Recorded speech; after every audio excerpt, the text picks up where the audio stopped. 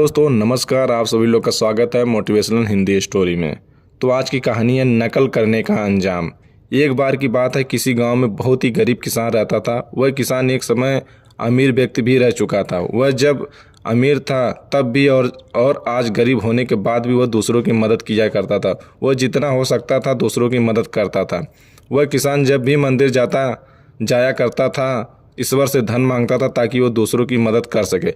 ऐसे ही कुछ समय बीता। एक दिन किसान ने एक सपना देखा। अगले दिन तुम्हारे घर पर एक साधु आएंगे। जब वो तुम्हारे घर आए तो उनके घर के अंदर आते ही उनके सर के पीछे डंडे से स्पर्श करना। डंडे से स्पर्श करते ही वह पूरी तरह सोने से बन जाएगा। इस तरह तुम फिर से एक अमीर आदमी बनकर दूसरों की मदद कर सकते हो। अगला दिन ऐसा ही हुआ। उस किसान के घर पर एक साधु ने दस्तक दिया। यह किसान पहले ही डंडा लेकर तैयार था। जैसे ही वह साधु घर के अंदर आया, किसान से डंडे से उसके सर के पीछे स्पर्श किया और वह पूरी तरह सोने के बन गया। अब यह सब कुछ एक नाई बाल काटने वाला देख लिया। यह नाई किसान के घर किसान का बाल काटने आया था। उस नाई ने सोचा, अगर किसी साधु को डंडा से मारने पर डंडा सोने का बदलता है तो मैं इस तरीके से बहुत ही अमीर बन सकता हूँ। मुझे भी साधुओं को डंडे से मारकर अमीर बनना चाहिए। उस किसान ने तो बस एक ही साधु को डंडा से मारा। मैं एक से ज़्यादा साधुओं को डंडे से मारकर उससे भी ज़्यादा पैसे वाला बन जाऊंगा। यह सोचकर नाई ने कुछ साधुओं को अपने घर भोजन और दान देने के लिए बुलाया।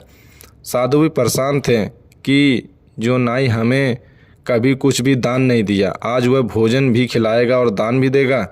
वैसे भी वह सभी साधु नाई के बताए समय पर नाई के घर पहुंच गए। नाई ने अपनी सारी तैयारी कर लिया था।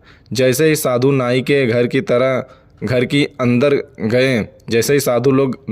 के अंदर गए, नाई ने अपने घर का दरवाज़ा बंद कर दिया।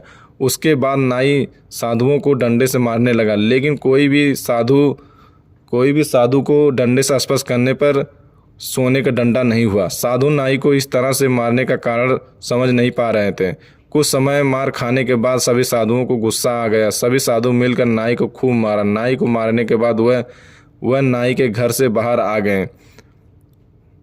तो दोस्तों, इस कहानी से यह ज्ञान हमें मिलता है कि हमें किसी का नकल कभी नहीं करना चाहिए ज़िंदगी में।